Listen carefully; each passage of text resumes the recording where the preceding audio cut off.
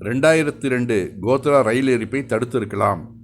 கடமை தவறியதற்காக 9 ரயில்வே கான்ஸ்டபிள்களை பணி நீக்கம் செய்ததை குஜராத் உயர்நீதிமன்றம் உறுதி செய்தது.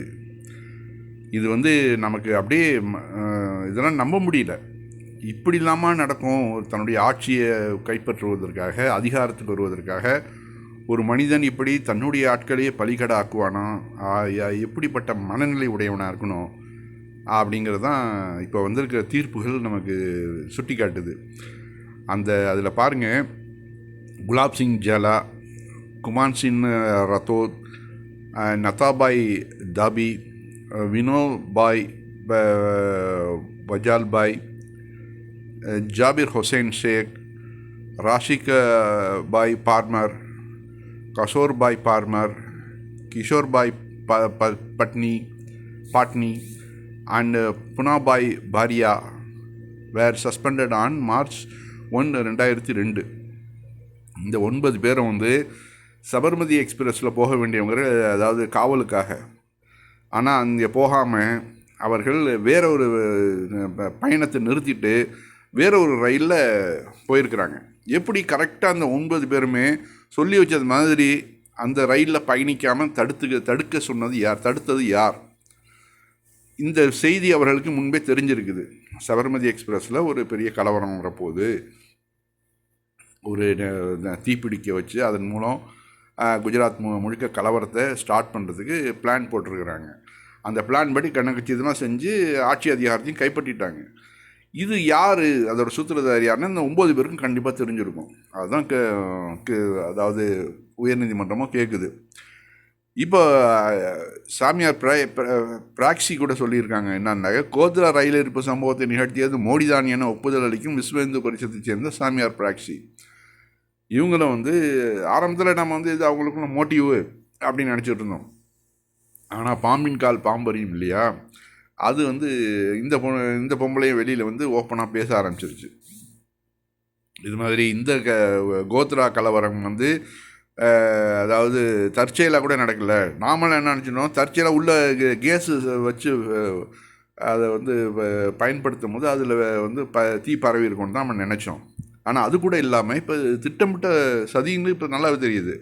இதில் வாஜ்பாயோட மருமகள் கூட என்ன சொல்லியிருக்காங்கனாக்க, இந்த கோத்ரா ரயில் எரிப்பு சம்பவத்தை பற்றி மோடி கையாண்ட விதம் எனக்கு சுத்தமாக பிடிக்கல அப்படின்னு சொல்லிட்டு வாஜ்பாய் இவங்கள்ட்ட சொல்லியிருக்கிறாங்க. இது வீடியோவாக அவங்க பதிவு போயிட்டுருக்குறாங்க.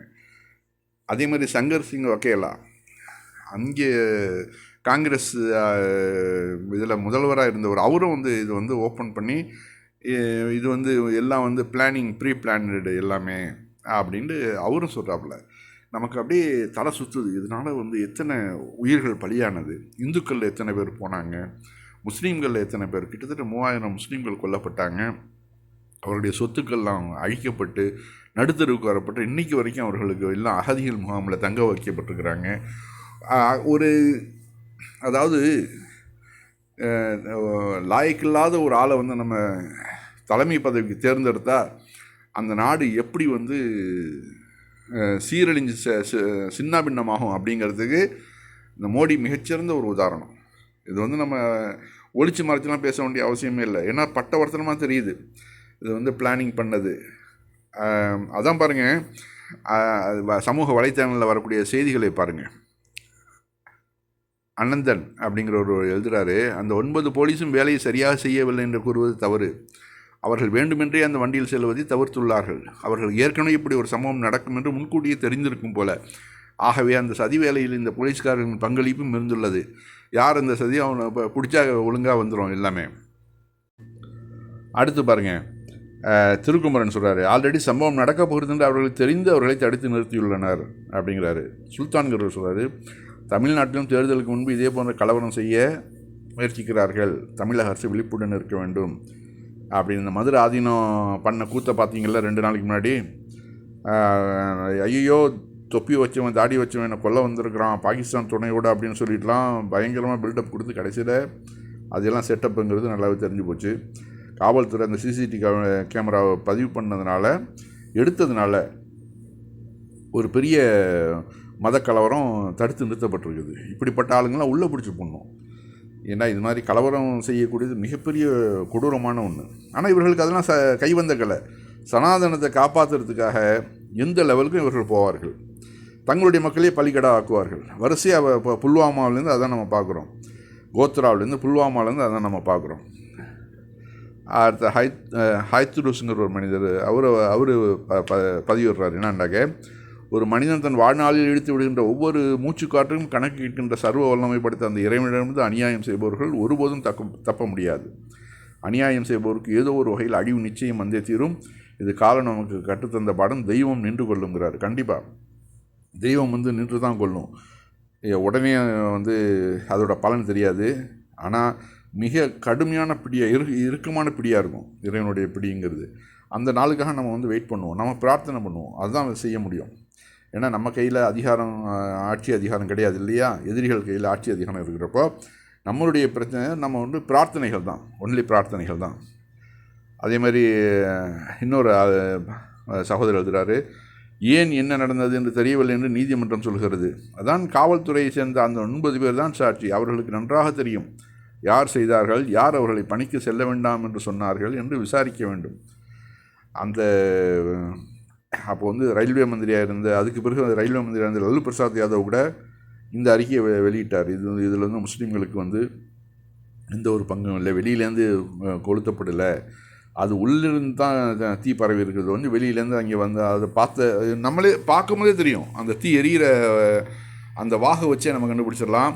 வெளியிலேருந்து யாருமே தீ வைக்கப்படவில்லை, உள்ளுக்குள்ளேயே தான் அது தீ வைக்கப்பட்டிருக்குது அப்படின்னு சொல்லிட்டு. இதனால் எத்தனை முஸ்லீம்களுடைய வாழ்க்கை பாழா போனது, எத்தனை முஸ்லீம்கள் இன்று வரைக்கும் சிறையில் அவருடைய காலத்தை கழிக்கிறாங்க, பார்க்குறோமா இல்லையா?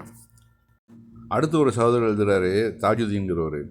இது காலகாலமாக நடக்கும் சம்பவம். இப்போது கூட மதுரை ஆதீனம் என்ன சொன்னான்? அவனுடைய காரை துரத்தி வந்தார்கள் என்றான். மோதிவிட்டு நிறுத்தாமல் சென்றார்கள் என்றான். மயங்கி விட்டேன் என்றான். நிறுத்தாமல் சென்ற காரில் உள்ளவர்கள் தாடி வைத்திருந்தார்கள், தொப்பி அணிந்திருந்தார்கள் என்பது எப்படி கண்டான்? ஒன்றுக்கும் பதில் இல்லை. கண்டிப்பாக இப்படிப்பட்ட, அதாவது ஒரு முக்கியமான பொறுப்பில் இருக்கக்கூடிய ஒரு எவ்வளோ கரெக்டாக பேசணும் அதெல்லாம் விட்டுட்டு சனாதனம், இந்த ஆள் ஆர்எஸ்எஸ், என்ன அவருக்கு கூட வந்த டிரைவரு அந்த ஆளும் ஆர்எஸ்எஸ். ஆக இந்த சனாதனவாதிகள்கிட்ட நம்ம நியாயத்தை எதிர்பார்க்க முடியாது. சனாதனத்தை காப்பாற்றுறதுக்காக எந்த லெவலுக்கும் அவங்க இறங்குவாங்க, நாட்டையே பலிகடாக்குவாங்க. அடுத்து சஞ்சீவ் பட் மோடியை நேருக்கு நேராக கேள்வி கேட்டதுக்காகவே அவரை இன்னைக்கு வரைக்கும் விசாரணை கைதியாக உள்ளே போட்டு வச்சுருக்கிறார். எவ்வளோ பெரிய கொடுமை இது! இந்துக்களுக்கே முக்கியமான எதிரிகள் இவர்கள் அப்படிங்கிறதுக்கு தான் இதுதான் ஒரு அடையாளம். இதெல்லாம் அதாவது ஒரு மனிதன் ஏதோ சந்தர்ப்பவசத்தில் தவறுகள் செய்யலாம், வாழ்க்கையே தவறாக இருக்கிறது மிகப்பெரிய கொடூரம். அதை நம்ம தலைமையில் இருக்கிறவங்கள்ட்ட அந்த பண்புகள் இருந்துச்சுனாக்க, வாழ்க்கையே தவறாக போயிடுச்சுனாக்க அப்போ என்ன நம்ம எதிர்பார்க்க முடியும்? எதை தொட்டாலும் அதில் ஒரு குரூர மனப்பான்மை தான். இறைவன் தான் காப்பாற்றணும் நம்ம நாட்டை, அவ்வளோதான் சொல்ல முடியும்.